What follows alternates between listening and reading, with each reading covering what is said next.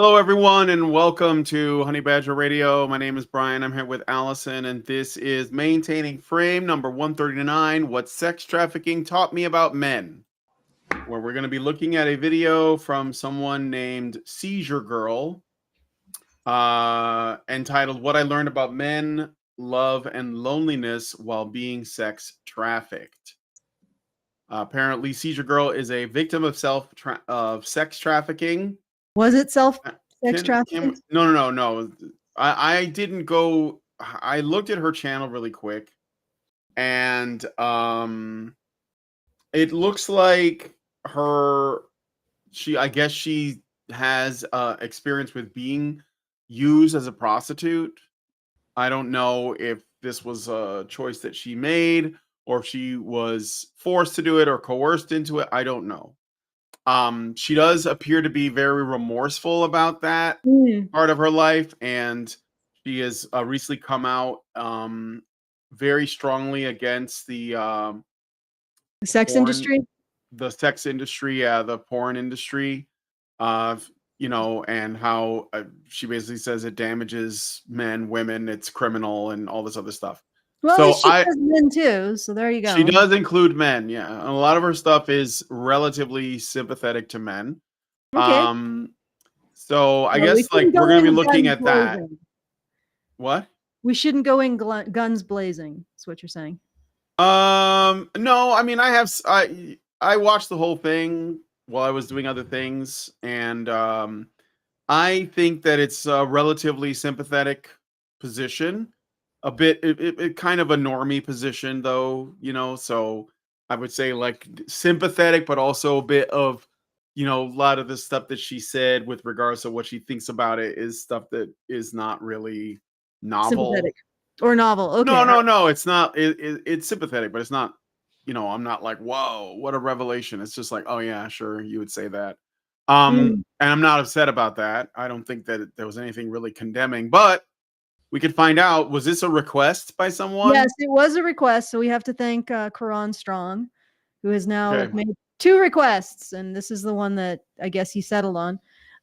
But yeah, this was a request for us to respond to, and I guess it's good to just get a feeler on, the gestalt, not just what we directly oppose, but maybe more in the shallower end of Yeah. the pool and find out what Yeah. more normie leaning individuals think.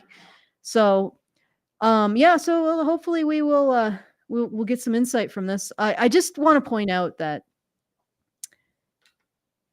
the headline itself, whether or not the content is inflammatory, the headline itself is the same kind of logic as saying something like, what I learned about women from my stepmom who sexually abused me, or what I learned from lesbians from my mothers who kept me and my brother in a cage. Like this is with any other group, we would not accept this logic, is what I'm saying. Yeah. No, I get it. Oh. Yeah. But let's Sorry. Yeah, I mean, like I said, like this is just her perspective, and I think that it was just not like, I don't know, the greatest title, because no. she kind of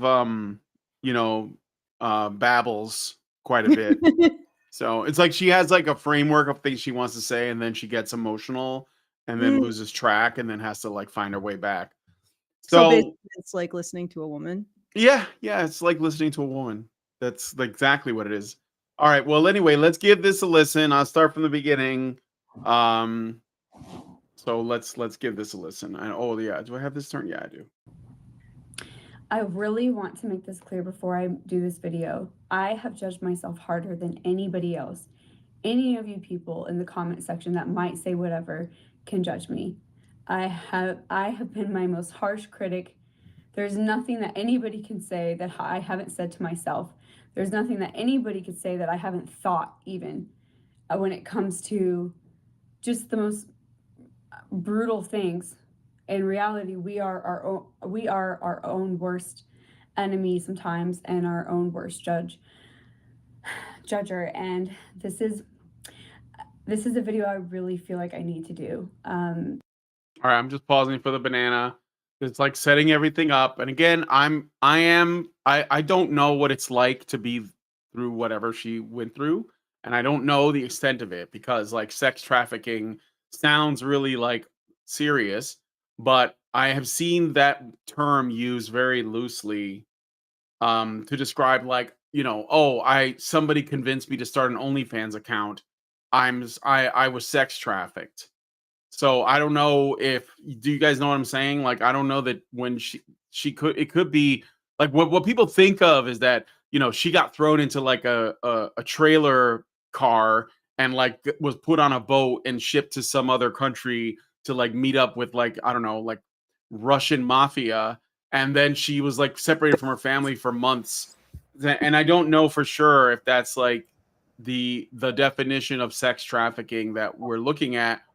But based on what I've seen in the video, I'll give her the benefit of the doubt and at least say, well, it's probably to some degree traumatic, which is why she's opening up by saying, look, I've been hard on myself about this before she gets into this dialogue.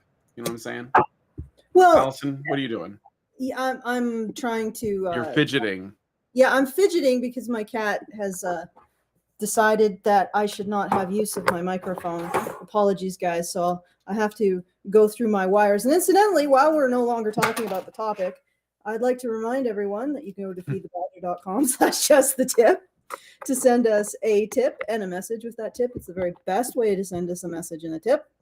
And if you would like to support the show, go to feedthebadger.com/support. You can give me some treats that I can throw out as like a distraction whenever she comes towards my computer. But anyway, feedthebadger.com/justthetip to send us a tip, and feedthebadger.com/support to support the show. Hey, did you hear that? That just got a lot better, didn't it? Yeah, it did. Yeah, that's because I fixed my microphone while I was shilling our various websites. Well, that sounds like it's going to be temporary at best before the creature returns. Comes in, to like do more damage. All right.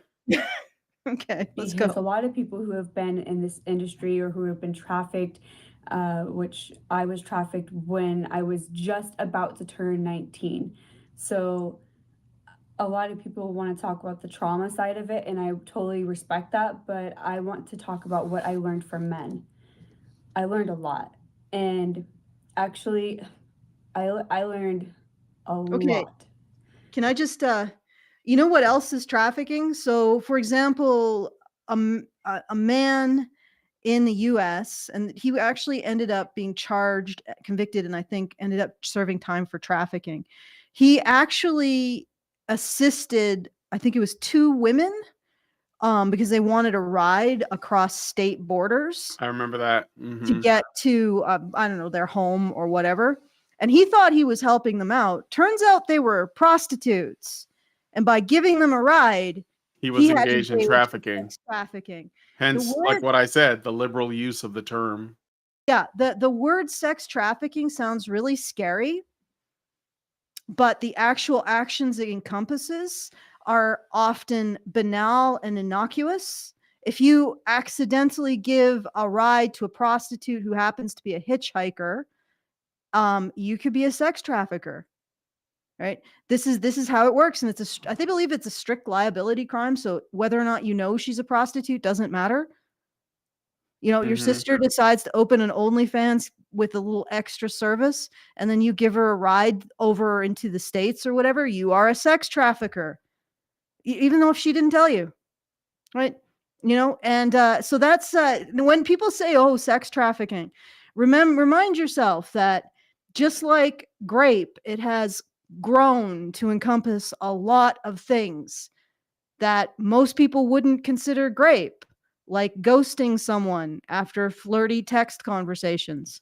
Most people would consider that to be, not nice, but within the realm of behavior that is somewhat acceptable. But apparently now it is grape worthy of completely revoking a person's participation in their career and community. So yeah, just keep that in mind.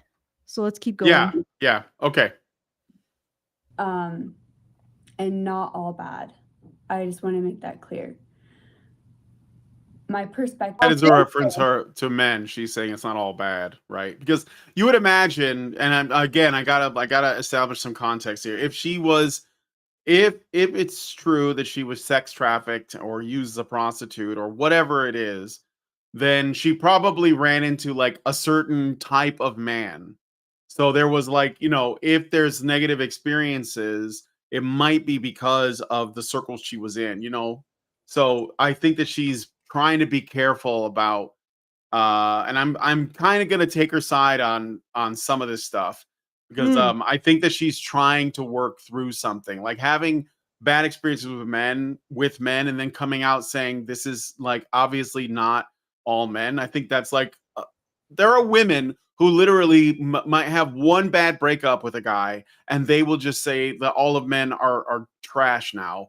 And this person who probably experienced maybe some of the worst behavior in men is still like being gracious to some degree, right? So I think that's kind of amazing. Like honestly, but okay, anyway. I'm let's give her the benefit of the doubt for now.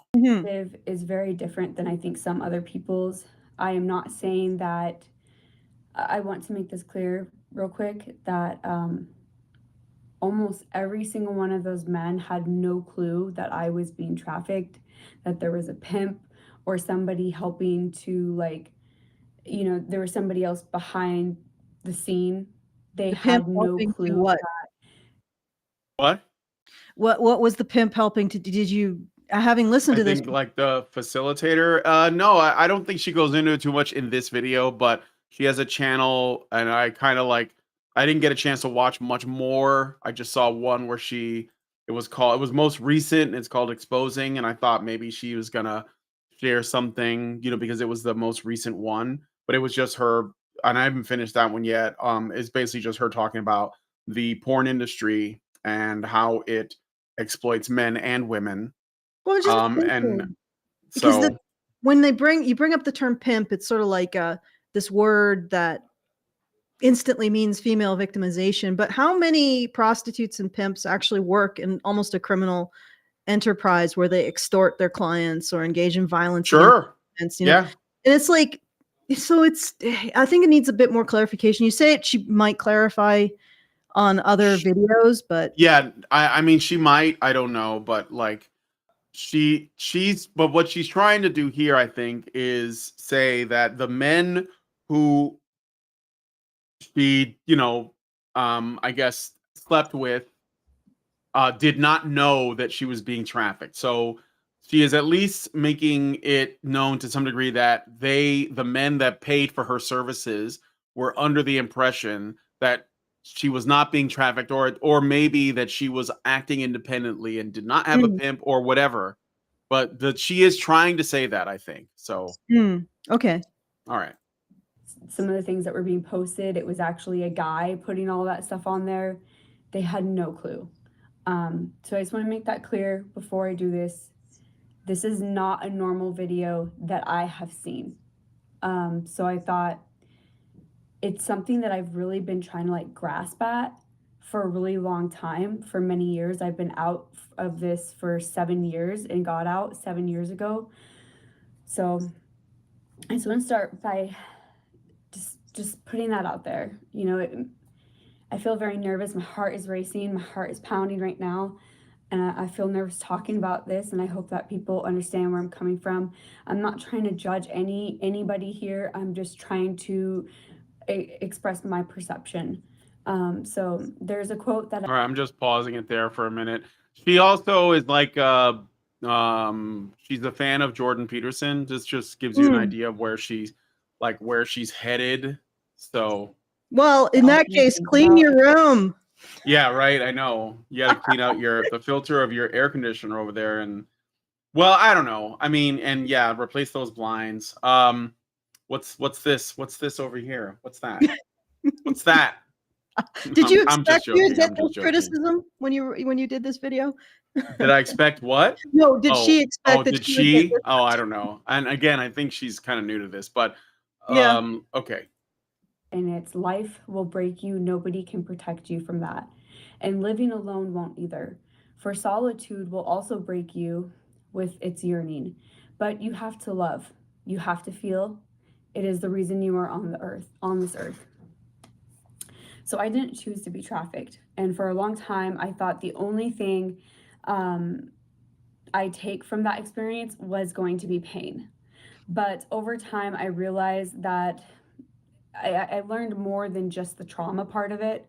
I learned about people. I learned a lot about men and women and myself. How we all search for connection, even when Well, we don't just know just a how. sec. You learned about people who are part of that community. Yeah. I mean, maybe there's applicability to the greater world, but just be careful with that. Like, Mm-hmm. Mm-hmm. No, all right. that's what I said. I mean, that world that she was in. But I think even then, that's what's interesting is the stuff she's gonna say. Because even in that, it's like think of it, it's like a filter, right? You have like all the men, let's just go with men for this, for the sake Mm. of this. You have all the men on earth, and then you have all the men in the area where you're working, and then you have the men, which is a subcategory within a subcategory, of the men that would be willing or desired to pay for your services. So, like most men probably wouldn't. I mean, not even because, Mhm. like, even men who are struggling with relationships or struggling with women, I think even most of those men wouldn't pay for, like sexual gratification with prostitution, right? Mm. Even those men would probably just go to, Cornhub or something. Um, so you're looking at a small percentage within a smaller percentage. And I think Yeah. I don't know if she knows that. I think she does, but maybe, we'll see. I'm You gonna know, just to speak to that, like I yeah. received a video because this particular video has been sort of making the works, or this particular story, the 70,000 men who are part of some grape Mhm. fantasy site. And first of all, how many of those men who are part of this site were active users? In other words, they actively engaged in the site. How many of them were engaging in any kind of crime? Right? So presumably some convictions will result from that if they were. And so even if we take the worst case scenario, and this is the analysis, and it goes to your point eventually. Even if we take the worst case scenario and all 70,000 of those men were active and they were actively abusing women in their lives, that is, let me try to remember the decimal points. I think point Yeah, it's 0.0001% of the male population. It's not even the whole male population of the earth. The male population that speaks English and likely has mhm. access to the internet. Mhm. In New York, there would be 100 men. In the entire New York City, there would be 100 men on that site. The likelihood that any woman would ever interact with one of those men is minimal. And that's worst case scenario. So it's just, I think it speaks to what you're talking about is you got to Yeah. think about these things in terms of the greater world. How Yeah. many of the men that you interact with represent the average man? Probably, like, I mean, maybe if you're in middle America, quite a few of them. But if you are a sex trafficked prostitute, probably not many. All right, let's Yeah. All right, let's keep going. I don't excuse what happened to me, but I can't pretend I didn't see the men who paid to see me now, who paid to see me. Not just for what they did, but for who they were. Some were broken, some were grieving, some just wanted somebody to lay next to feel human again. And for reasons I'm still figuring out, I've wanted to understand them.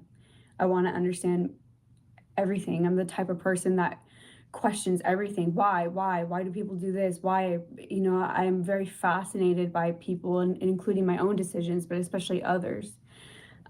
So she acknowledges that she doesn't really give, whether it's most or whatever, but she acknowledges that there is a significant number of men that just wanted female company. Mhm. And it What is wasn't even that? anything like, sadistic or masochistic or anything like that. And I mean, I'm not surprised by that, but No.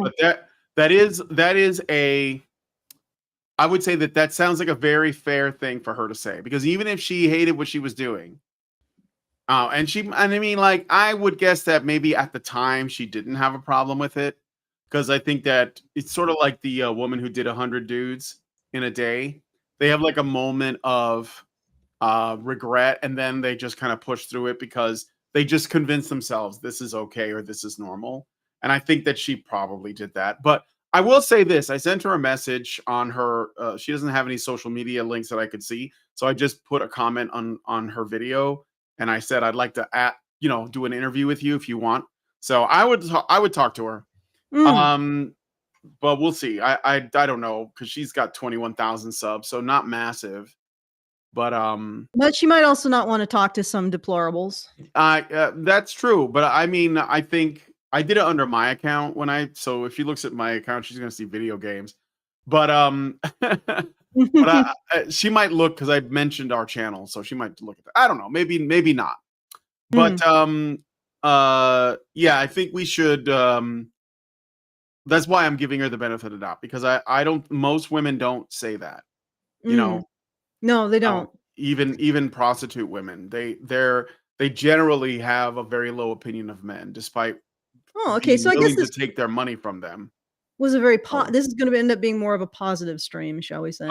Yeah, it seems that way. I mean, no, I don't think there's much to argue with. Again, do you see how she says, "Oh, I'm the type of person that always asks questions," and this is what I mean by normie takes. That's a lot of people are like, "I'm just curious by nature," and it's like, yeah, well, we all are. Yeah, that's That's called not. being a human being. Yeah, that's this human nature. You're not special. You're And look, that's one of the basic starting stats for humans. yeah, right. And I'm not poo-pooing any of that. I'm just saying that it is kind of normal stuff. So anyway, I remember there was one guy whose wife passed away, and he didn't even want sex from me. He really just wanted somebody to watch a movie with, to lay with, to talk, or to be in silence, while he remembered what it felt like to be close to someone.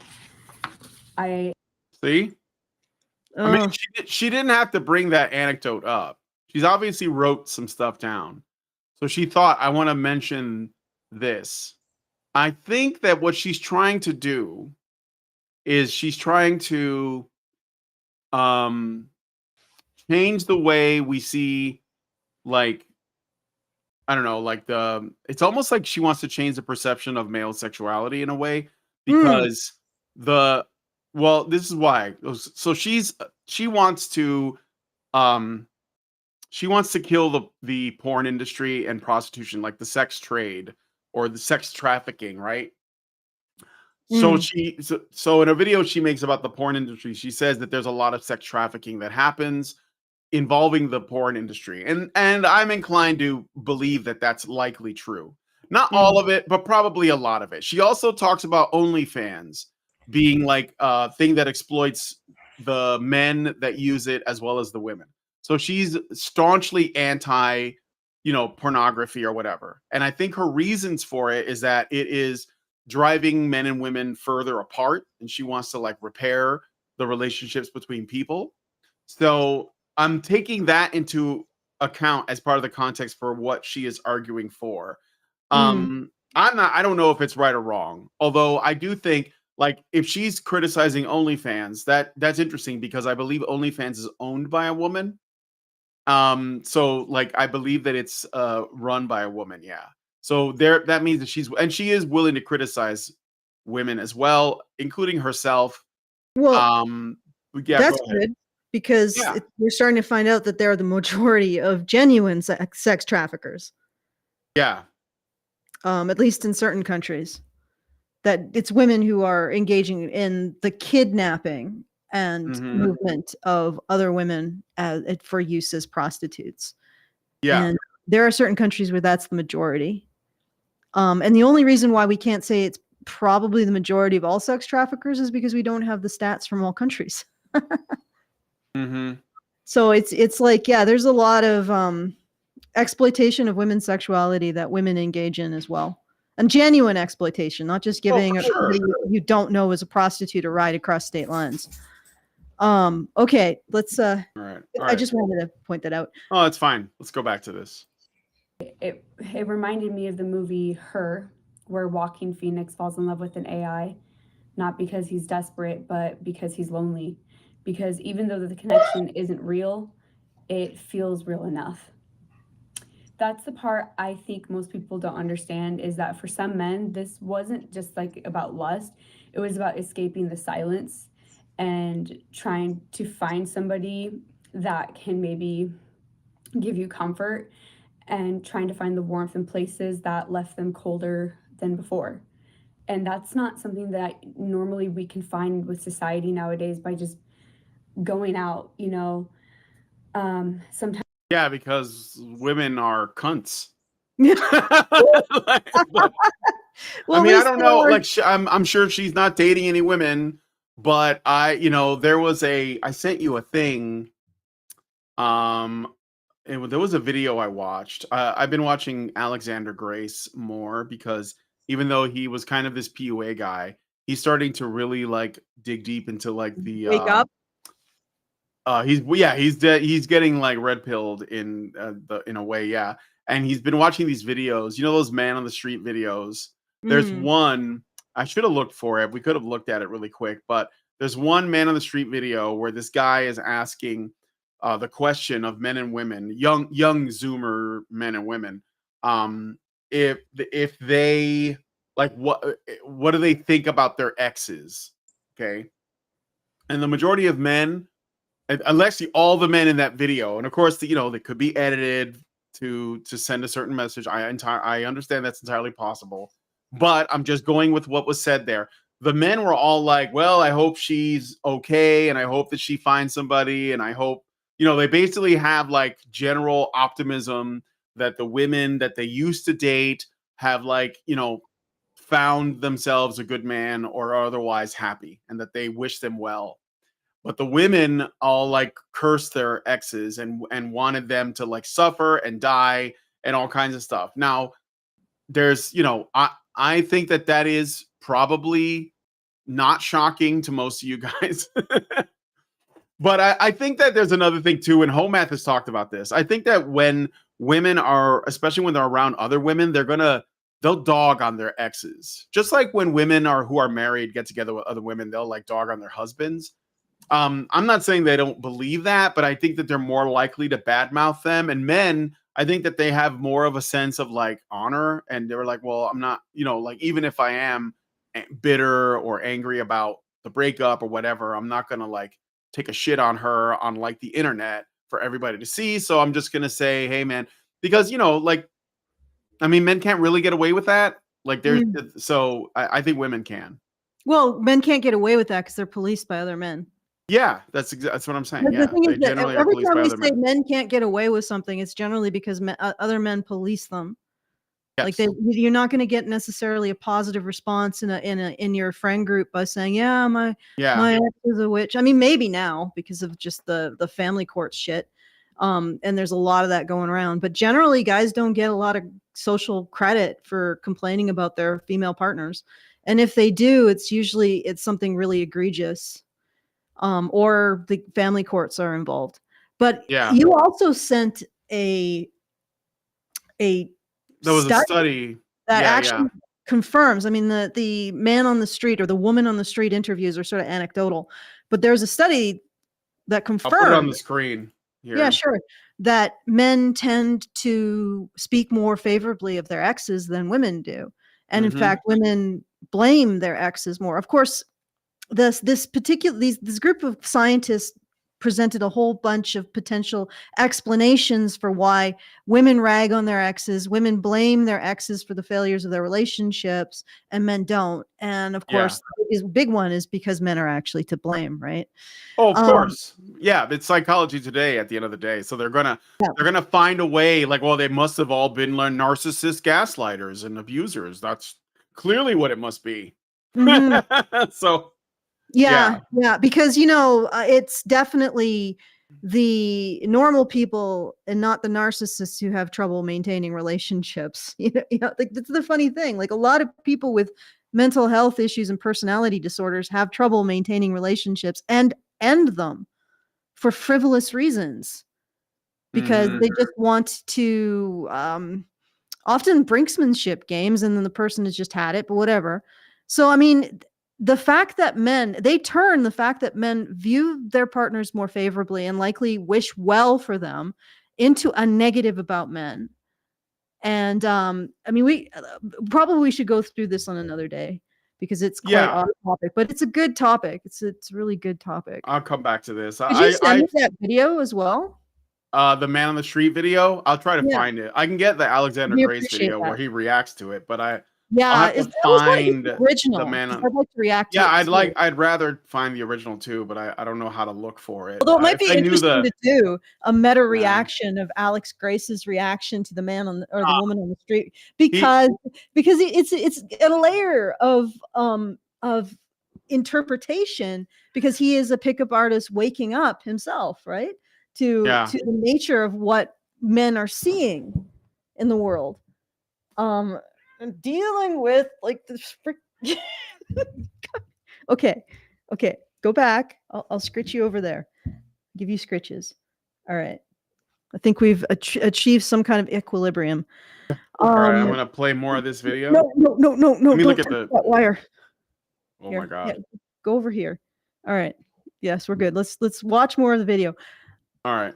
There's only out there. Okay, so she goes into AI a little later. I don't think that's relevant. Again, that's sort of like she rambles. But we're gonna go until about 8 minutes. So there's 3 more minutes of this, and I think that's like we can go into the we'll see how that goes. So here we go. Sometimes you can, but I don't know. People are different. I'm not here to judge, but I'm not really here to judge. Not every man I met was like that though. Some were addicts, not to substances or alcohol, but to the chase, the high of the transaction. I wasn't a person to them. I was just part of a loop. It felt like Shame, the movie where Michael Fassbender's character can't stop seeking out sex, even when it leaves him feeling emptier each time. That kind of addiction. So when she says addict, she means sex addicts, right? Okay. Coon-brained people. Well, of course, women are that. also coon-brained. They can be coon-brained as well, but she probably didn't have a lot of female callers, let's say. Can I just point something out interesting? She's talking about two extremes: the extreme of wanting to be able to be vulnerable without judgment, and then the extreme of wanting not to have to regard your partner's needs and simply use them as a means to your own end. And it's interesting that it's these two extremes because it really speaks to what men are expected to be in their relationships.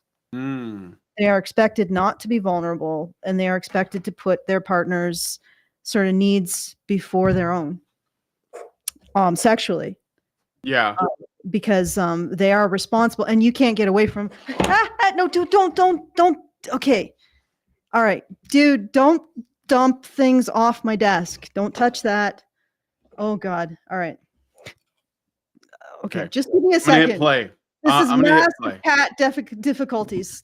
Yeah. All right, it doesn't care about faces. It only cares about the cycle.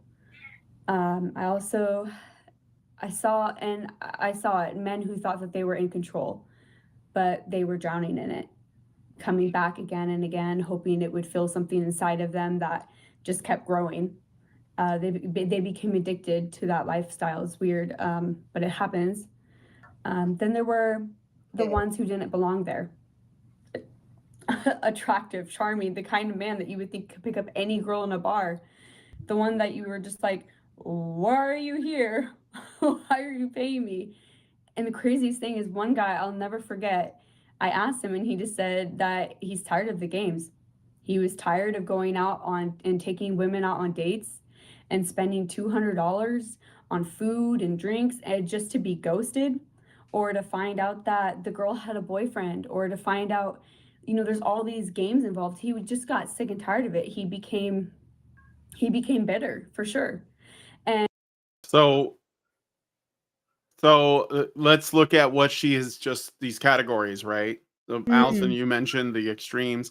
Then she also mentioned these men who she said were genuinely attractive, and she was wondering what they were doing there. I think that suggests that the majority of her customers were not attractive men, or not conventionally attractive.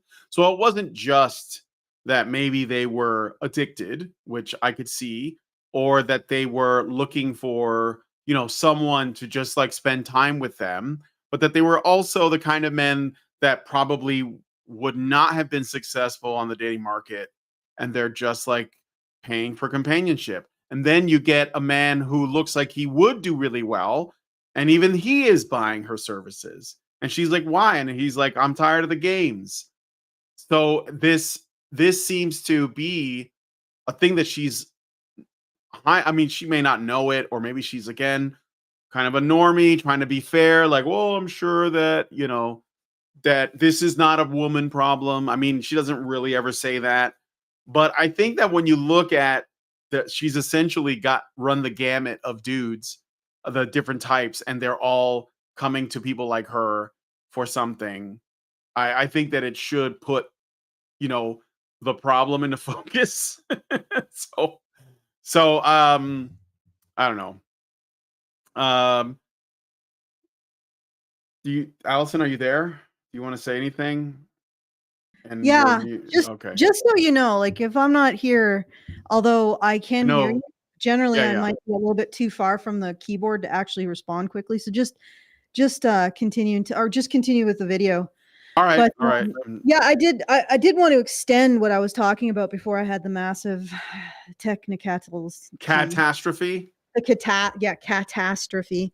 Um just she's dealing with the extremes. So now we have multiple extremes, and this is valuable because it sort of gives us a negative picture of what men aren't getting from their relationships with women.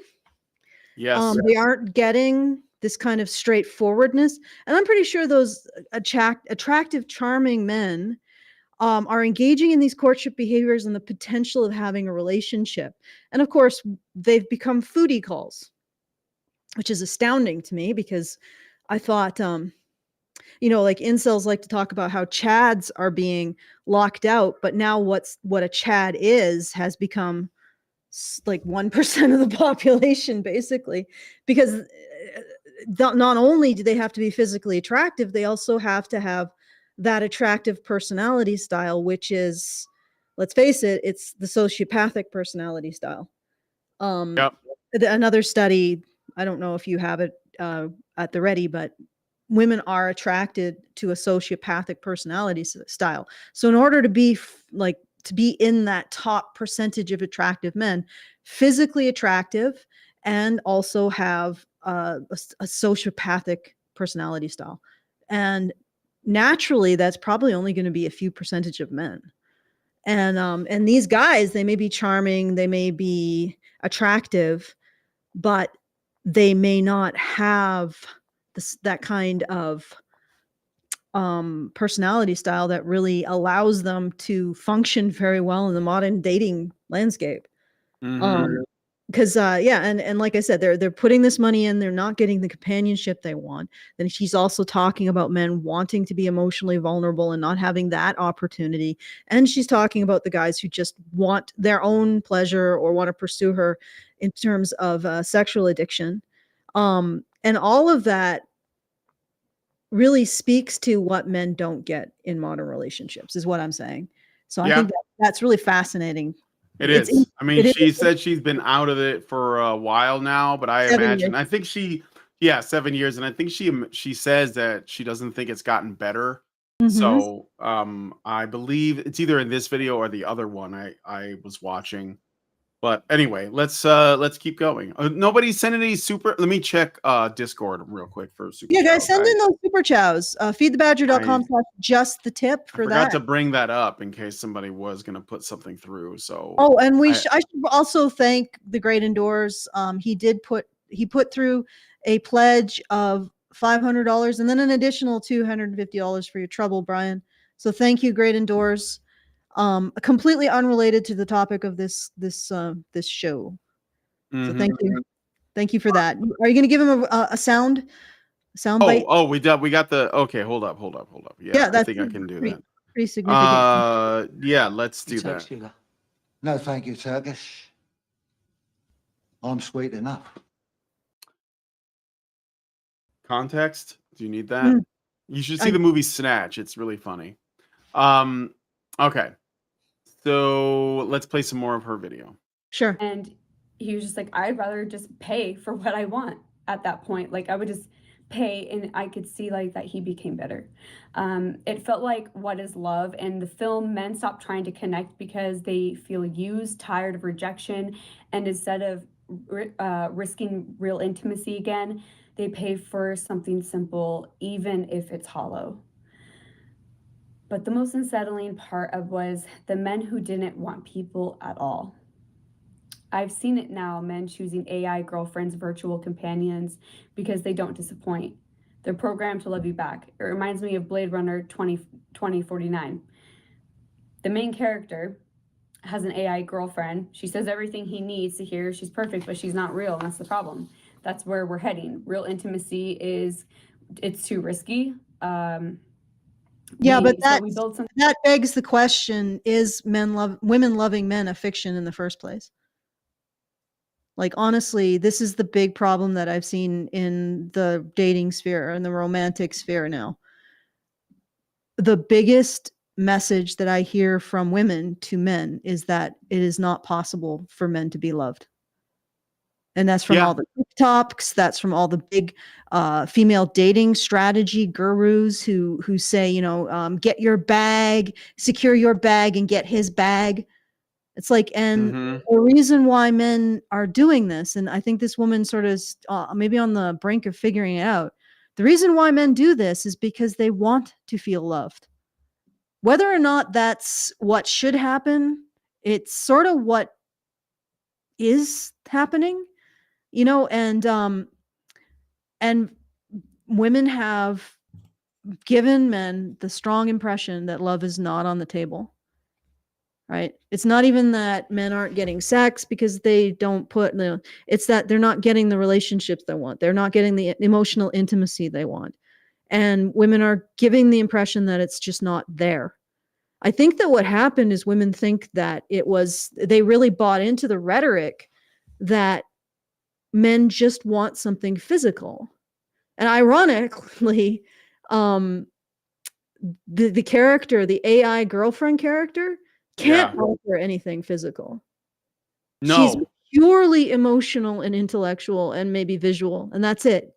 She can't offer anything physical. She just offers the perception of this kind of emotional intimacy, this perception that the character is Kay is lovable, is could be loved, even if it's a fiction. But then again, if men are going after a fictional portrayal of being loved, is it because the real thing just is too much trouble, or is it because they no longer think there is a real thing, that love is fictional?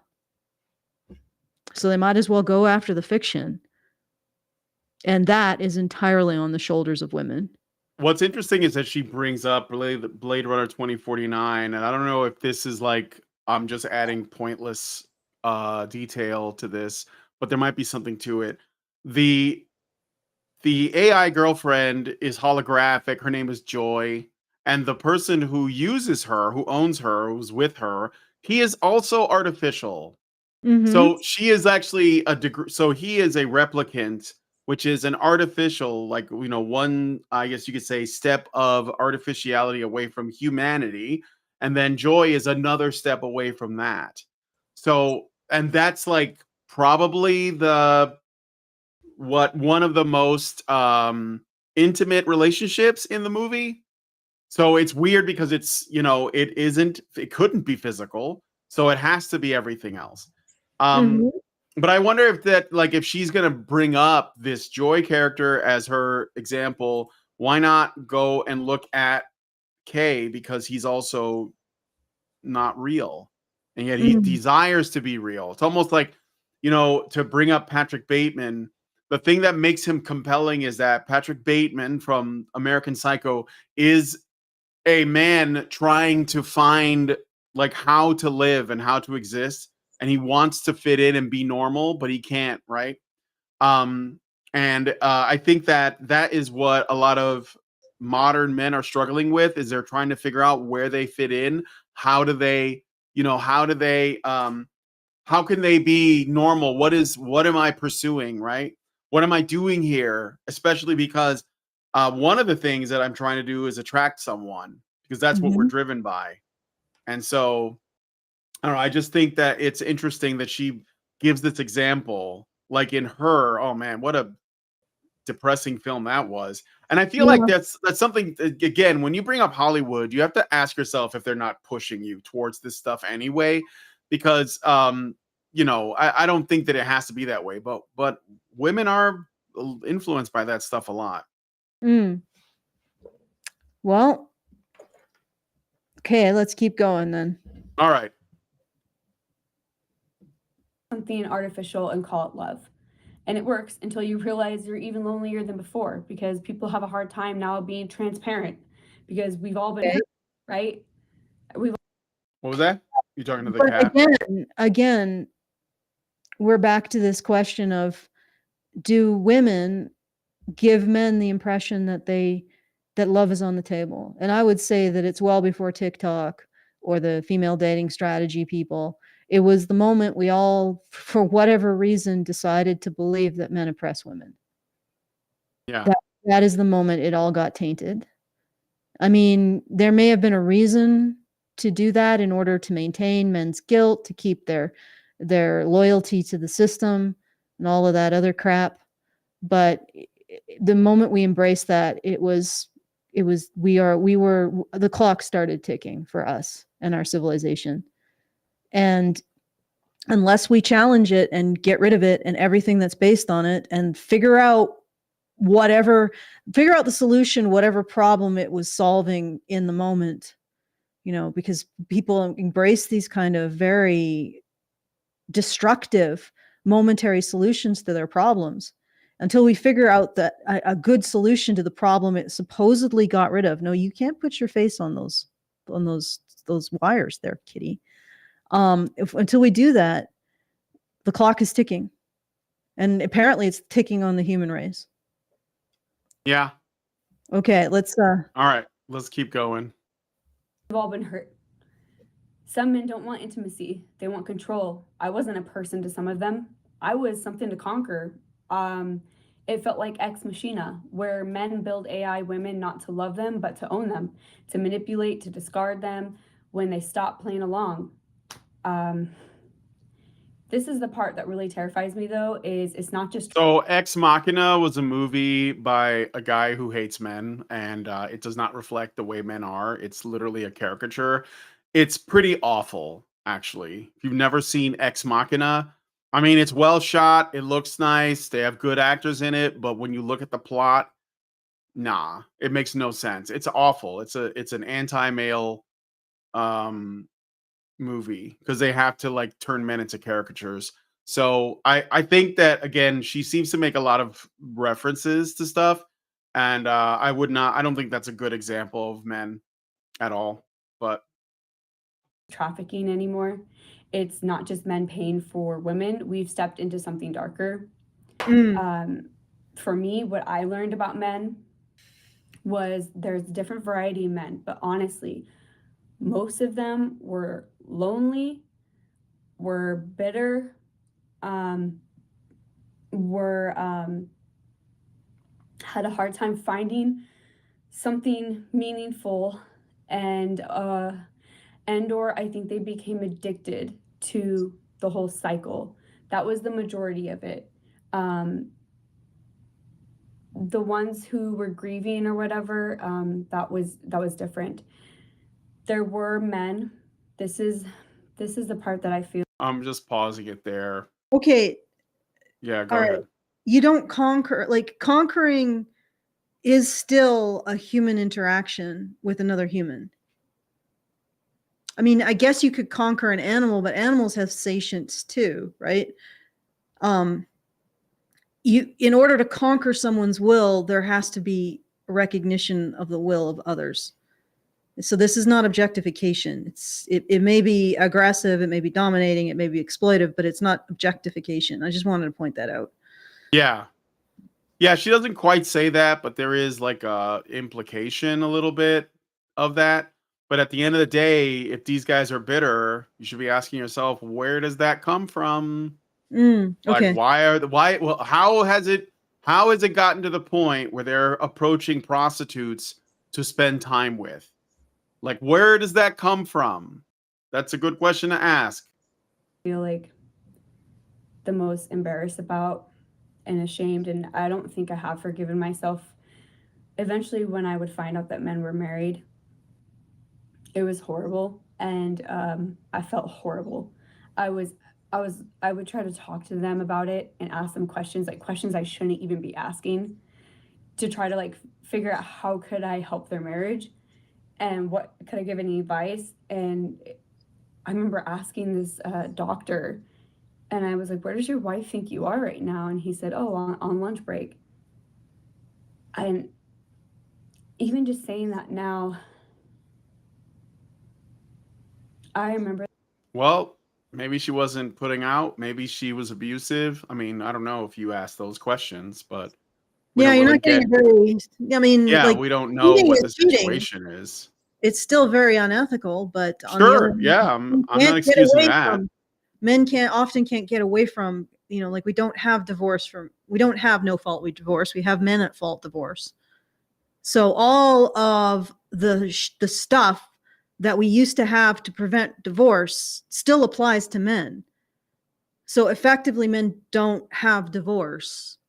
So, like that, I can have sympathy for that simply because it's, men don't have divorce the way that their obligations to their wives never cease.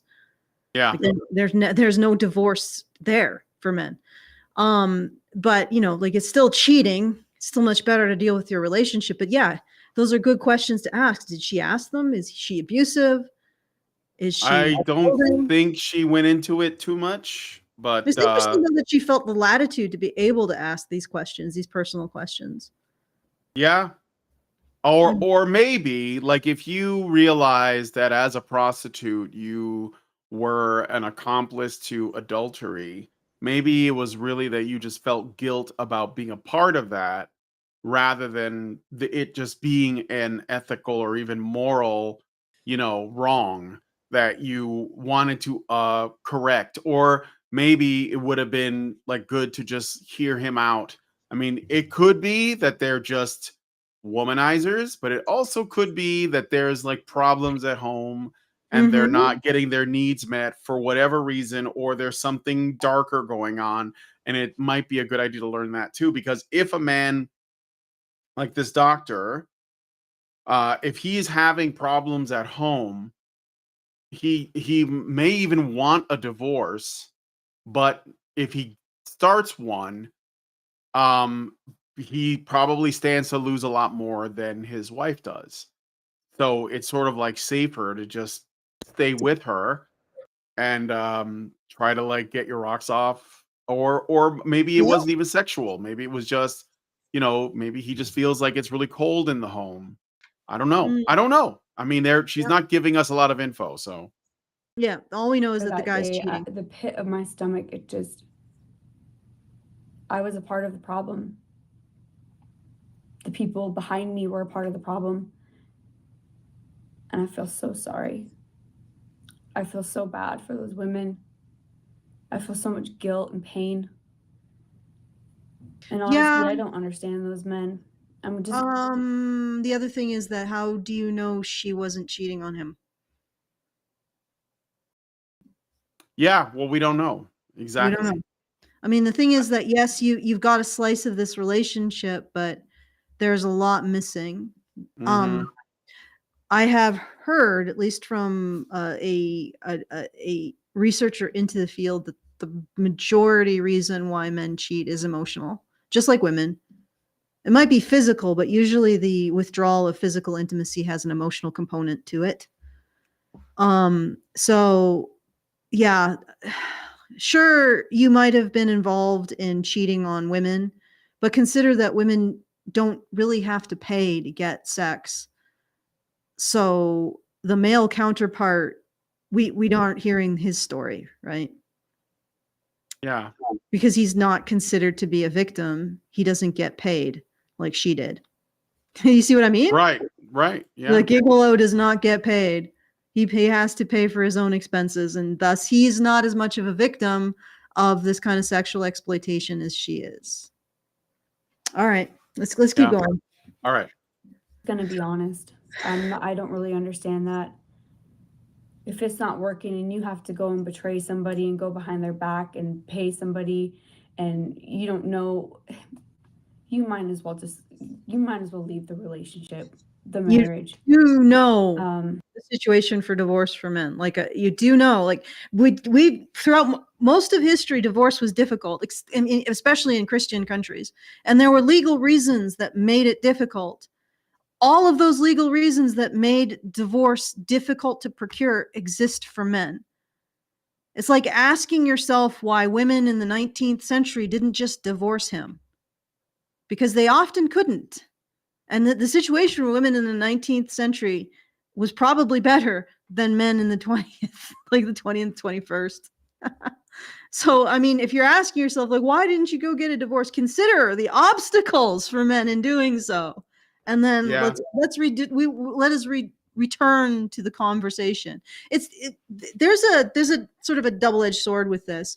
When certain red pill guys bring up the fact that women who have lots of sexual partners are more likely to get divorced, yeah, that's true. But men who have lots of sexual partners may not get divorced because divorce isn't really that available to men, even when they're so they will do things like this doctor did. They'll cheat, other things like that, because divorce is not as available to them. So it's not really that much of a statement to say that promiscuous men don't get divorced, because men don't generally have the ability to get divorced. They're more forced into the situation. So if he has discontent because he of a promiscuous past, then it's probably going to come out in a different way. All right, I just wanted to point that out. So it's a double-edged sword. Yeah. Okay. All right. But again, that's not for me to force people. That was one of the worst. I would say the other worst thing was, I mean, because the thing is that people being will talk about the sex industry and say this isn't consent because her livelihood relies on it. How will she be able to pay her bills? How will she be able to find a place to live because she won't have the income? So it's coerced through the loss of income, but they won't take it a step further and realize that marriage for men, by exactly the same logic, is coerced because of potential loss of income. Like, do you see that? Yeah. So is marriage sex trafficking for men? I mean, sex trafficking of men. Sorry, not The for sex trafficking of men. Yeah. Okay, I'm just throwing. I'm not going to I know. stand by that. I get Okay. it. I get it. Okay. trafficked to drugs dealers. Yeah. Drugs dealers? You mean drug dealers, right? Yeah, She said generally not very good people. drugs dealers. No, of course, of course. Yeah.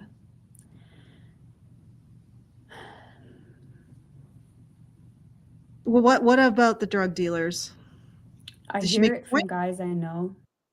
I think she's just saying that some of the people she's trafficked to were drug dealers, so criminals. But like I said in the beginning, if you were working in prostitution, or if you were sex trafficked, or even if you worked in porn, the porn industry, you're probably going to be around Drug a dealers. certain kind of person, male or female. Mm. Right? You're going to be around a certain caliber of human being that is, they're morally different, to put it that way, to put it lightly, and that's going to color your experience, and you're going to, and I mean, I think that she gets that, but she can be a little dramatic. I mean, it's still a woman at the end of the day, so. Can I just point something out? So Yeah. far, she's expressed sympathy for women who were cheated on by these men, but not the fact that she's essentially exploiting men. Let's be honest. Sure. She's exploiting men's loneliness and desperation. I mean, maybe not all of them. Just some wanted to conquer something, which pretty much puts them on the same footing as her, to be the moral footing as her. I mean, you're paying to conquer. It's like, yeah, it's like going, it's like, yeah, there's no challenge there. It's like going to, what is it, Westworld, where you pay for the Wild West experience and you get to beat the bad guy and always win, but you pay for it. I mean, did you conquer or did you just go enjoy a game? Yeah. So yeah, I just enjoyed some BDSM with the prostitute. Yeah. But that kind of like a man going to have an experience of conquering the will of another human being and paying for it is a much more equivalent exchange morally, in my opinion, with this woman than a man going to her and basically having an open emotional wound that she pretends to give a salve to for a bit. Like that is exploiting men for their emotional needs. Right. And has she contended with that? She's talked about, oh, I feel bad that I indirectly hurt some of these men's wives by allowing them to cheat on them. But that's an emotional thing. That's like you are allowing a man to create negative emotion in his wife. But on the other hand, you are giving the facsimile of care to men who, if they weren't so desperate for it, probably wouldn't pay for it. Right? Yeah. Which is exploitation. Like I've just went through a whole article on how a woman who paid for her friends, he was a male friend's in a roommate's rent for years, was being emotionally exploited because he belittled her, or he used her insecurities to make her continue to give him money. Well, how is that different than a prostitute using a man's insecurities or emotional pain to get money? Yeah. Like that's in an intimate way, intimate way. I'm just pointing that out there. So does she have any moral and ethical responsibility to that? I don't think she says anything. She just kind of, I don't know. She beats herself up a bit, I guess. But does she beat herself up about that? No, I don't think so. But and the other thing is that it might be considered like I'm attacking her. But if she hasn't correctly identified the source of her own guilt, she's never going to resolve it. Guilt and shame. So maybe she should just think about that. Well, I did say she's got normie takes. That's kind of what I mean. Yeah. Pepito gives us $10 super chow and says she sees the men, but in her eyes, herself, the other women remain the only victim. She never seems to challenge that narrative. That's the reason why men are paying for her services in the first place. Yeah, normie. It's a normie take. It's just like not challenging the root of what is, where she's like the blinders are still on. You know what I mean? She's trying to be sympathetic, but the blinders are still on when it comes to women. And my point is that if she doesn't recognize that the source of her guilt, that may be a source of her guilt. Like, I think fundamentally people still, we have such a strong sense of mirror neurons that I think we recognize when we harm others. Maybe not sociopaths, but normal people with a normal amount of empathy.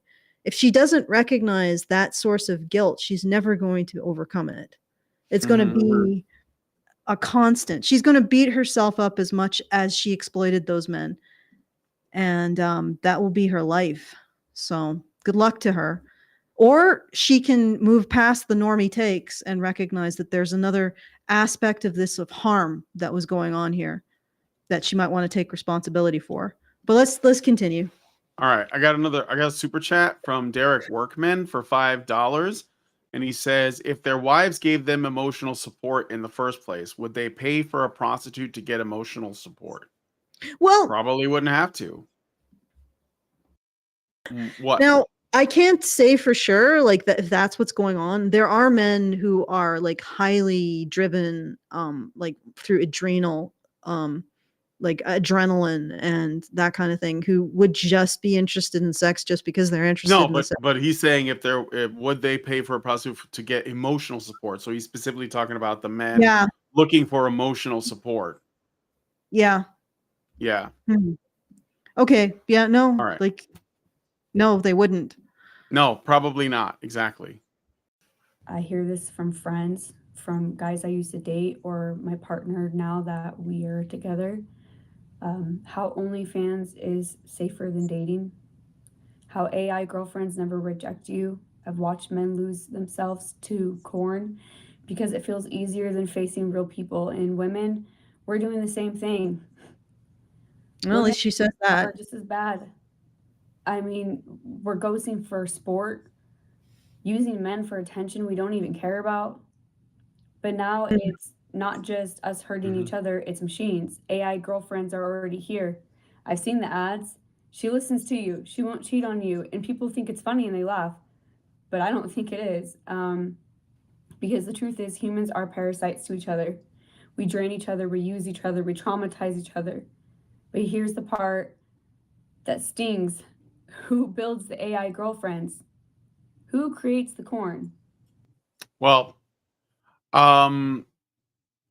so okay, so she's Well, women are creating OnlyFans. Like, yeah, no, for sure. It's I mean, she's trying to say, you know, like, oh, humans are making these things, and so we're doing this to ourselves. But again, like, she's not quite where I think like where she should be at. Like, okay, so if men are concerned about women, you know, manipulating them, belittling them, abusing them, cheating on them, using them for attention, using them for intersexual competition, whatever, exploiting them in some way. And then they're like, well, look, I just want something simple.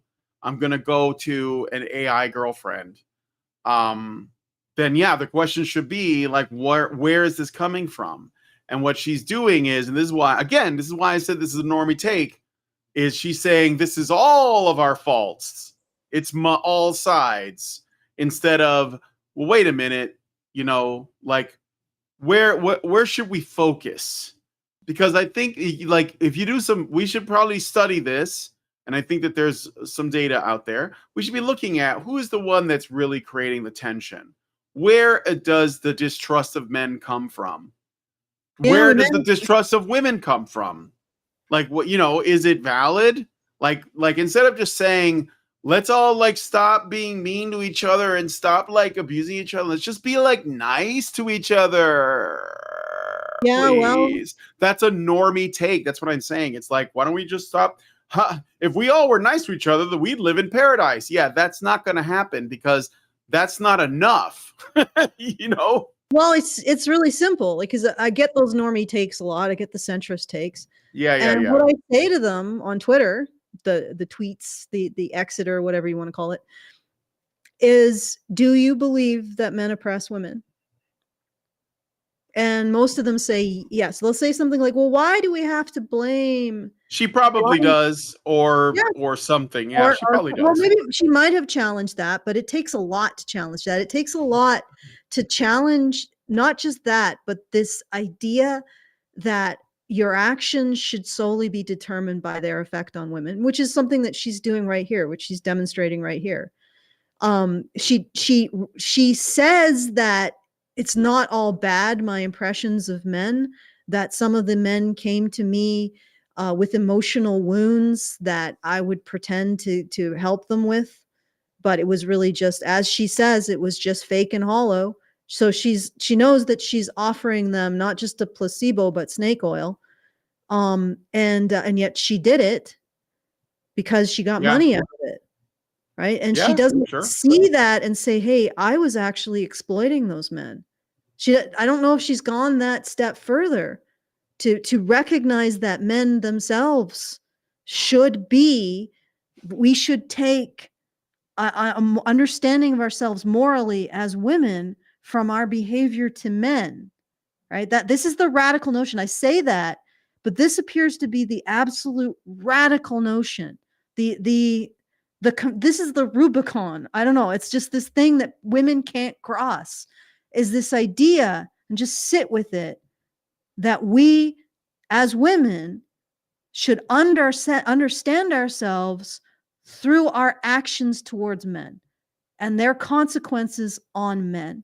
And maybe she's at the edge. She thinks she's being kind or fair because she's saying, well, I didn't think that men were all bad as a result of my sex trafficking Sure. experience. Yeah. But she hasn't gotten that one step. She hasn't stepped over that line and said, shit, I was an exploiter. Mm-hmm. I was exploitative towards men. And it's because it's stepping into that space where, as a woman, you say, how do my actions affect men? And how does that inform my understanding of myself? You notice how women really struggle with that? Oh yeah. They really struggle with it. Mm-hmm. And a part of it is, and I think the draw for that whole men oppress women is that it completely negates and allows women to avoid, how do my actions affect men, and what does that say about me as a woman? Like, they don't have to even think about that. Like, that entire part of their existence just disappears in a puff. And I'm not saying this to her as, I'm not singling her out, because she's far from rare in that. But there is some additional work to be done here. And she might find, if she does that work, maybe she'll feel a little less guilt and feel a little less inclined to beat herself up, because she'll know what she did wrong, right? And what she's Mm-hmm. perceiving about herself, and maybe she's not recognizing. So, I mean, it's like I said, it's more than just saying men aren't that bad. It's also saying, hey, maybe I was the monster too. Oh, sure. Yeah, for sure. I get that. Yeah. Okay. Okay. So I got a $5 super chow from Great Indoors. And he says, one thing that I want to add is that the Q&A section of that Puta Life video, the writer of the book admitted that a significant part of her students were doing sex work to help them through college. So there's a good chance that men are spilling their hearts out at trained feminists who will use their personal data and twist it to a more anti-male propaganda. Yeah, I believe it. Yep. I mean, I wouldn't be surprised if there's a lot of women that have OnlyFans in colleges, because that Puta Life thing was like, I think that was like Latin America, because it was a lot of it was in Spanish. It was in the South America specifically, but that's why it's called Puta Life, because puta just means prostitute or whore in Spanish. And yeah, I mean, like, you get women to use their bodies to make money because you make them feel like it's the only thing that they're worth because of patriarchy. And the sex positive feminist, which is what that was, a pro sex work feminist video, then you can convince women to go into sex work. And again, OnlyFans is owned by a woman, and a feminist at that, I'm fairly certain. So, you know, but yeah, thank you for the super chow. I'm sure that happens. Who Okay. feels trafficking? It's not robots, it's humans. So when humans are trying to say, hey, don't worry, this robot isn't going to hurt you, who's the creator of it? A human. We create the very thing that destroys us. It's kind of a weird segue. I could jump ahead to the last thing if you want. Well, what is the conclusion here? That because Well, she's just humans basically saying that humans hurt sexual? each other, and the fact that they're making robots doesn't change the fact that they're made by humans. So Yeah, but the thing is that, first of all, it's women hurting men, right? yeah, I mean, they're making robots to fill a niche in a market. Yeah, And and it's like, and the reason why does the market exist in the first place? I mean, all that men do in our society hasn't even earned them a sense of gratitude, much less the impression that they could be loved for it. So, love is a fiction. Like I can't deny the overwhelming voice of women on the internet. And now women on the internet is becoming the way that men understand women's voice.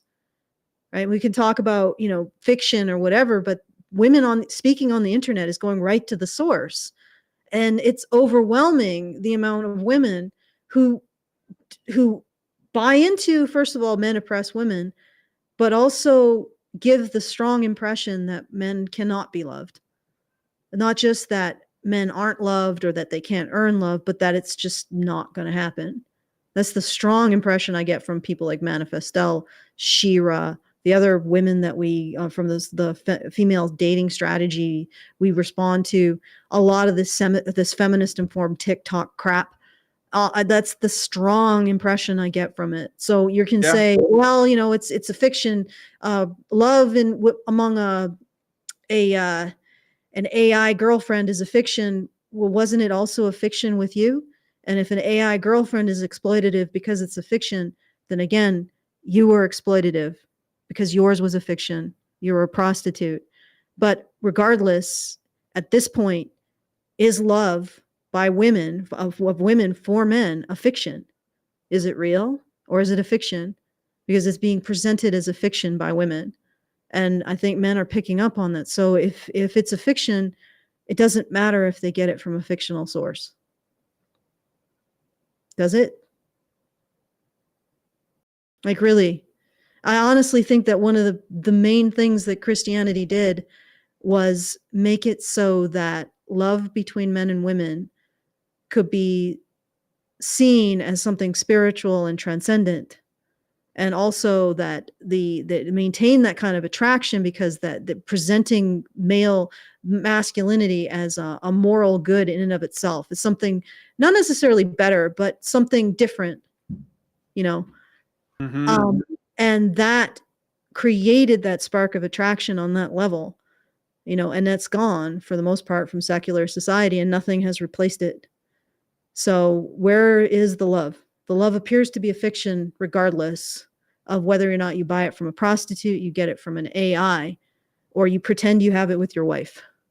I mean, this sounds really freaking depressing, but why are women continuing to put this out into this noosphere if it isn't the truth, or it isn't what they want men to perceive, that men are unlovable? Like, Yeah. I mean, I don't put that out. I try to put out gratitude and appreciation, and the fact that I see how much men have sacrificed to make women's lives comfortable, and all of that. And I wish I could tell women to stop doing this, to stop being so destructive. But if I do, I just get called a pick me, and canceled. So it's like, and people, I mean, in the previous video, somebody said, well, you're so optimistic, or it's good that you still have passion with a relationship between men. It's not passion. It's recognition that we fix this or we're doomed. It's recognition of where the problem lies. And it's right here. This is where the problem lies. And you can pretend that the problem is, no offense, immigration. Immigration is a problem, but it is not the problem. You can pretend it's like trans rights and LGBTQ. You can pretend it's conservatives being meanie pants and all of this other stuff. But at the end of the day, this is the problem. And the problem is in the relationship between men and women. And if we do not solve it, nature will get rid of the problem by getting rid of us. So I don't know if that's optimistic so much as realistic. I don't know. Eventually. Yeah. And I honestly don't think that the Amish or the Mennonites can really take over, because while they're a population that is reproducing, they're also a genetically limited population. you know, and that is not a solution either. We can't have this kind of insular, self-looking community, self-turning communities. That's not the future either. They may end up being in the future until they die out, but it's not the future. We got to solve this shit in the context that we have. Yep. I said a lot of words, and people are gonna be like, "Oh, word salad," but take what you will. Okay. Okay. We hurt each other. Then we turn around and design something worse to replace the connection that we Worse? ruined. And it feels Well, Is because it really it's- worse? I don't know. I mean, like I think that ideally two human beings would come together. I don't think that we're gonna be able to replace that. So I think it's potentially worse, but like it doesn't have to be. You know, we can fix that. So that's what I think anyway. Mm. like a cycle that is never ending. AI girlfriends are just the beginning. What happens when robots replace intimacy altogether? What happens when corn isn't just on screen, but something we can feel, live in, escape to? At some point, we won't need each other at all. And honestly, that really scares me. Well, yeah, I don't know if that scares you, but- men won't need women because the only thing they could possibly need from women is love. Like eventually, gestation bots will take care of that, and sex bots will take care of sex. I mean, the only thing that I can think of that women could possibly provide men that in the future won't be better provided by robotics is the conscious act of love. Mm-hmm. And if men just want something to gestate their children, that's coming too. You know, that's Yeah. it. And yeah, I guess that is frightening. But why I'm curious, like what women can give men in a world with artificial wombs and sex bots is a consciousness that actually cares how its actions affect men. If that makes sense? And that can't be replicated with robotics. It can't be replicated with AI. I mean, it maybe could be emulated, but the way that consciousness works, I don't think that AI is ever going to create we don't even really understand consciousness, much less being able to manufacture it. We can make AI sort of look like consciousness, but it's something even that I've noticed with AI art. AI art doesn't know what to focus on. Yeah. Yeah, it's just so it just everything is focused on. And that is a part of the difference. Like there's just not a conscious point there. So the only thing that I can think that women could possibly give men again is a consciousness that judges itself by how it affects them, which is not something they can get from AI. And wombs are also something they can potentially get from robotics. So I mean that's another thing to throw out there for thought, food for thought. Okay. All right. Are Do we you want done? to hear more of this, or should I jump ahead to her Her little thoughts lump on there? healing? Okay. No, no, let's jump ahead to her like I've thoughts on said in the healing. past video, All right, I'll jump ahead. It's like 16 minutes. So. understand some of you I don't understand, and that's okay. I know some of you don't understand women, and that's okay. But this isn't a competition. It doesn't. Who's worse Okay, than do the you other? think We you all understand men? Well, she thinks that she's learned a lot about men doing that. Okay, what can we So. go back to the context of her particular little rant here? Okay. All right. All right. 10 years ago and just wrap that girl up and say you're gonna be okay. Like She's talking about herself, that she could like go back in time and talk to herself. watch you. I'm gonna get you out of this. You're gonna be okay.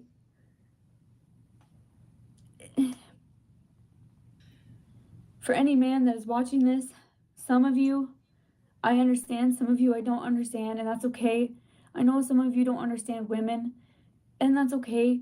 But this isn't a competition of who's worse than the other. We have all been screwed over. I've been cheated on. I've been lied to. I've been screwed over Yeah, just but like you many haven't men been have. subject to a universal social narrative that you oppress the opposite sex. Right? This is the fact. Mm-hmm. So everything within that context is going to be slanted towards women until we step out of it. Right? And it's going to be it's going to be slanted towards a particular perception of women as lacking recognition of their moral agency in relation to men, shall we say. I mean, I would say that actually greatly diminishes women in a way that is almost impossible to even articulate, much less truly understand the scope of. But regardless, as long as we believe that, we exist within a framework that disadvantages men, that blames men, that puts the onus on men. And until we step out of that framework, we can't talk about, oh, it's both sides. Oh, we each hurt each other. No, Yeah. it's, what we can talk about that once we step out of that framework. Sure. We can start talking about healing once we step out of that framework. Okay. I've been ghosted. Yeah, but you haven't been this called an isn't a oppressor. competition. We have all been hurt. We hurt each other. So how do we heal each other? Step out of the framework. I would say what I learned. I went to counseling, tried to work through all that trauma, and I guess sometimes it takes time, but building a relationship with somebody that feels safe and feels close to home, and also taking time to be single, to love myself, and to be my own best friend. Because have you considered how the effect of your exploitation of men gets into your relationship, the potential problems there? Have you considered that? I mean, this is the problem with the framework. This is the problem. I mean, I bet that her boyfriend or whatever is doing a lot of the heavy lifting, dealing with her baggage, unless he also has baggage. But let me explain the framework that we exist in. Regardless, I mean, the main way that we maintain that framework is, again, men oppress women. But the framework that we all exist in is that women don't think about how their actions affect men. Right. And they don't, and if they do think about it, they don't think about it in terms of how to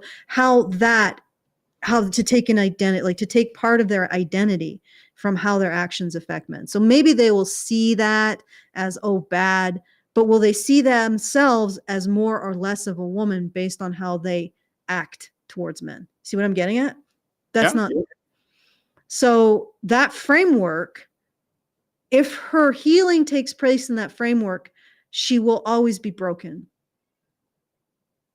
And she will always, on some level, I think, perceive herself as broken.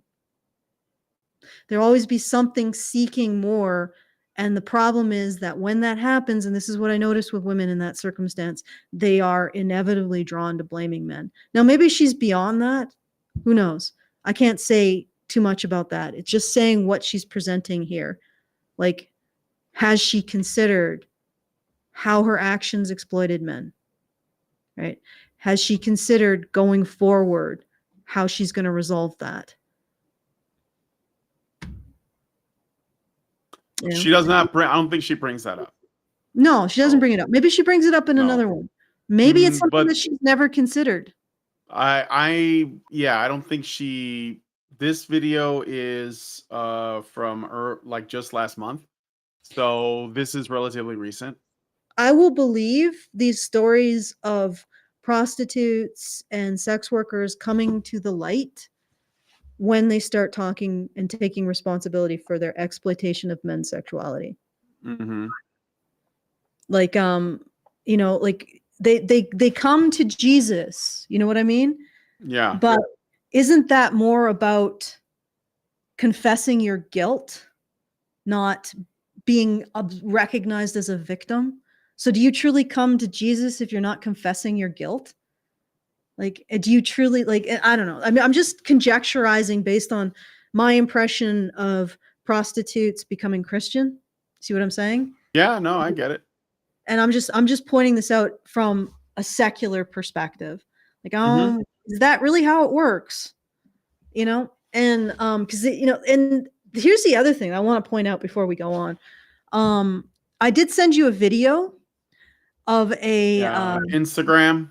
yeah, you know what? It's fine. We don't have to go over that. But it's basically the video of the thing I was talking about, the 70,000 men in this kind of a grape Yeah. thing, which I don't know if it's role play or if they actually engaged in it, but regardless. But we don't have to go into that. What I did want to say is something that I've noticed, and I don't know if you've noticed this, Brian, but I wonder, as the overtly antagonistic narrative gets called out, so like what we're seeing with the USAID stuff and all of the bizarre stuff the US government has been funding, which incidentally part of it is destabilizing culture, other countries around the world by exporting this so just crap. Yep. And believe me, people in the countries, they don't want this crap either. Like, Nigeria doesn't want trans underwater basket weaving symposiums in their country from being supported by USAID. And furthermore, I think that they also, even the straightforward aid that they get that's supposedly so great, like dumping a whole bunch of shoes on that destroys their local market, which then makes it impossible for local entrepreneurs to make a go of it. And then they have to immigrate to the US to have a place where they can even try. You know what I mean? It's like all this crap that this US shadow government engages in. And that's a bit of a segue, but it does come back to what I wanted to talk about. But as we call all of that overt crap out, and we see it come out, like we start to see it in the government, what the government has been funding, what the CIA has been funding, and has been against too, because they've also attempted to undermine the stuff that we do. As all of that comes out, I think we need to be careful about this message becoming even more subversive. Subversive. And Yeah. the one place that I'm starting to see a rise of it is among these presumptively Christian conservative commentators who again absolve women of responsibility by saying, well, men were the ones who were supposed to lead them. So somehow women aren't responsible for themselves morally in Christianity. Men are responsible for them. You see what I'm saying? Yeah, sure. So if a woman violates the 10 commandments, that's not her fault. It's a man's fault for not leading her properly. So you get what I'm saying? And I don't think that that's Christian. No, it's not. But It's just more ways that women are trying to avoid responsibility. But it's not even women who are doing it. Remember Lasta?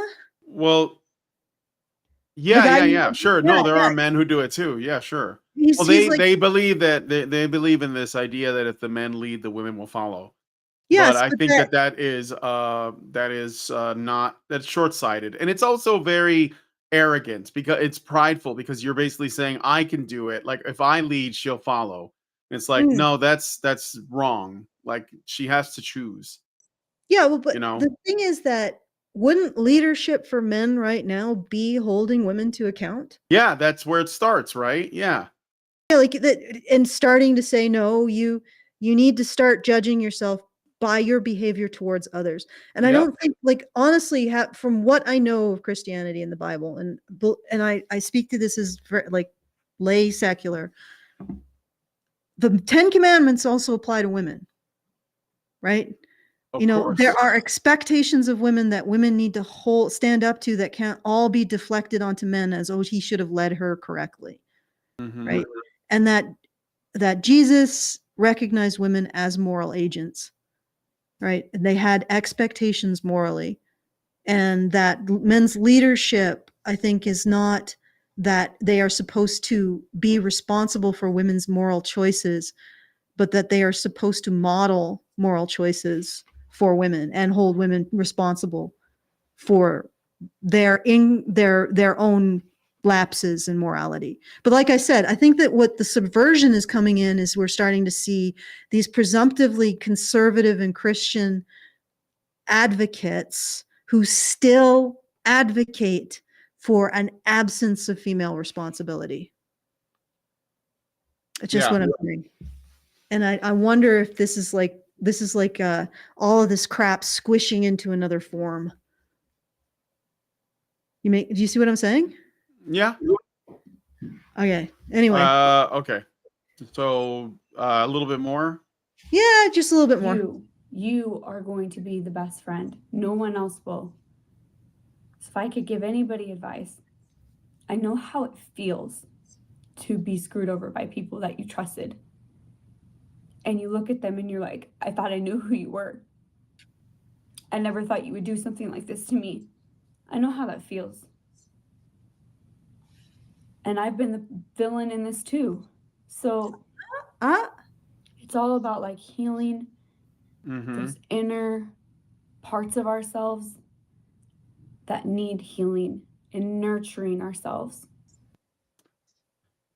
Well, at least she had said that she was a bad guy too. Yes, but it is very much like a very, I don't know, normie female, very feminine normie take. Yes.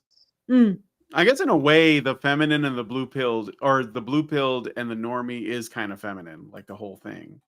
And maybe that's what I mean to say. I don't know. But yeah.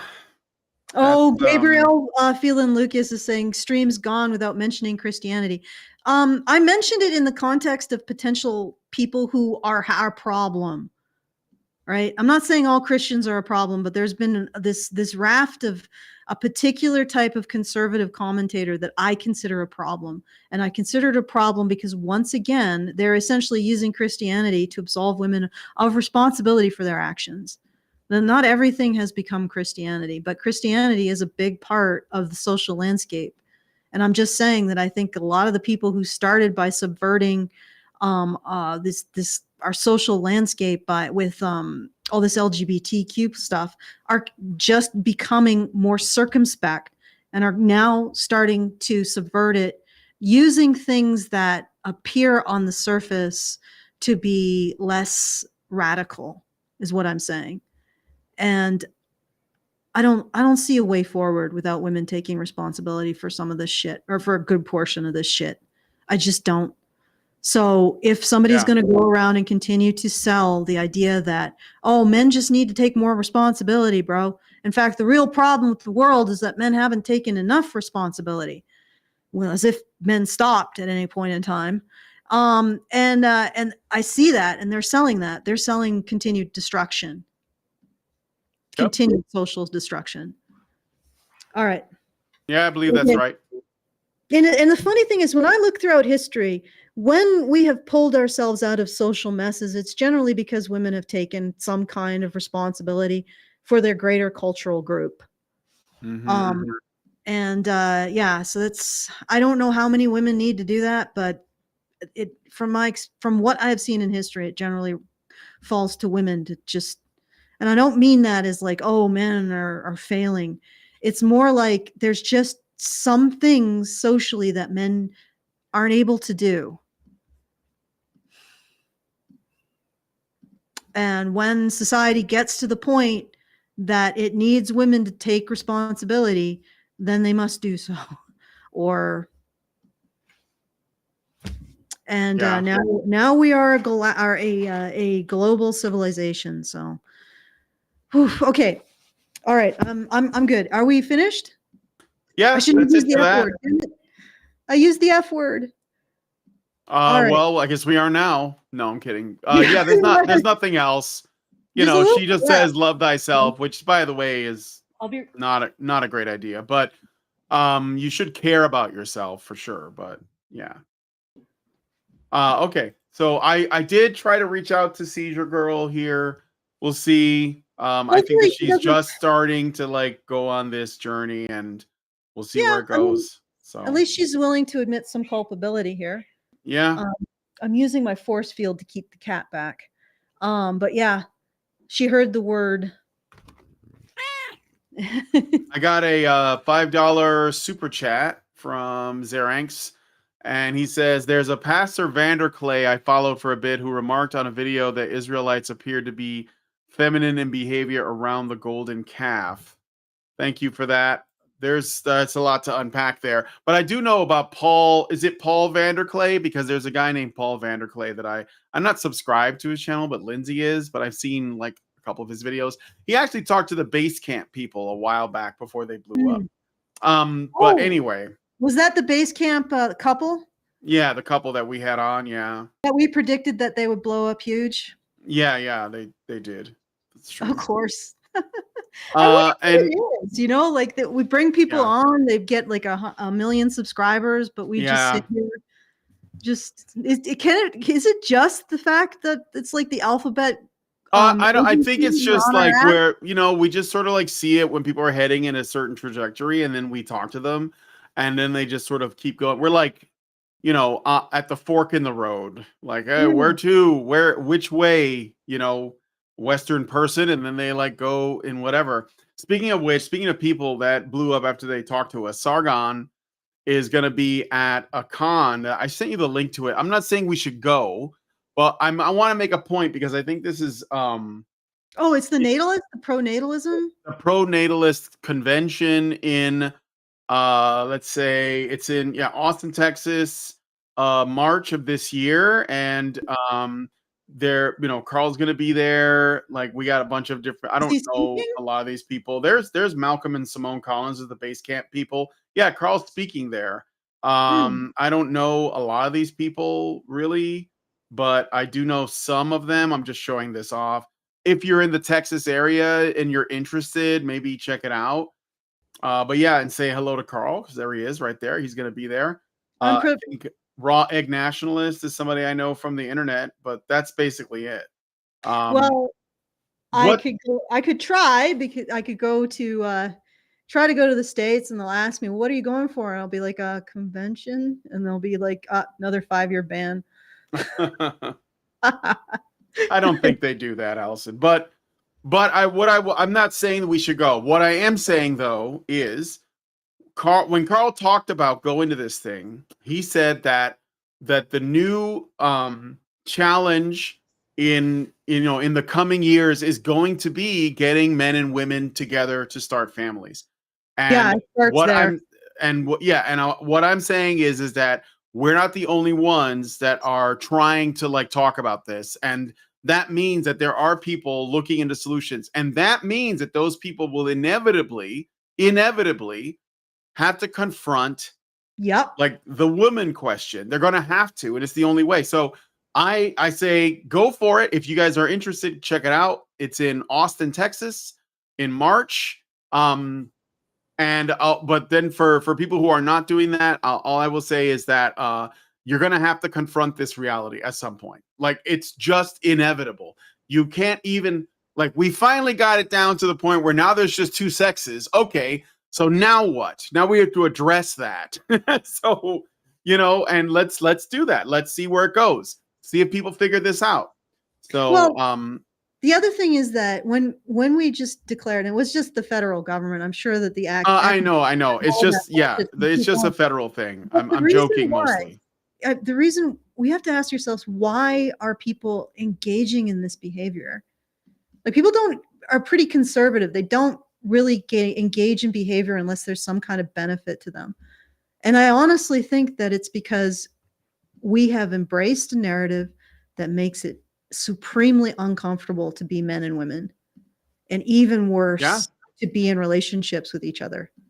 And until we address that narrative, we're going to be stuck with this crap. And it's funny. We do see these people on a trajectory, and then we bring them on and they blow up. And but that I also see a trajectory that our society is on, and we need to fix it. Yeah. So maybe we have foresight. We have the gift of foresight. Maybe. I don't know. Right. Okay, so if you enjoy this content, please consider supporting us at feedthebadger.com/support. And if you have a comment on anything that we've talked about during the show and you want us to address it at the next reasonable time, please give us a tip and a comment at feedthebadger.com/justthetip. That's feedthebadger.com/justthetip. And I'm going to try to get this done before we have any catastrophes. So I'll hand it back to you. Cataclysms. Any cataclysms. Oh. I can't think of another word. She's too distracting. All right. Malmageddon. Malmageddon. Malmageddon in more than one way, huh? Yeah. All right. Take it away, Brian. All right. Well, if you guys like this video, please hit like, subscribe if you're not already subscribed, hit the bell for notifications, leave us a comment, let us know what you guys think about what we discussed on the show today. You'll find a link to the video in the description of this one. And please, please, please share this video because sharing is caring. One thing you could do to help me out is go to that video, leave her a comment asking her to come on our show. I want to talk to her. And I want to like dig a little deeper and maybe get her to think about some things because I think she's reaching that fork in the road. All right. That's what I think. But anyway, so yeah, please consider doing that and helping us out. That would be like the best thing you could do. And yeah, share this video because sharing is caring. Thank you guys so much for coming on today's episode of Maintaining Frame. And we will talk to you guys in the next video. Men's rights activists are machines, dude. Okay? They are literal machines. They are talking point machines. They are impossible to fucking deal with, especially if you have like a couple dudes who have good memory on top of that too. Holy shit, you're fucked.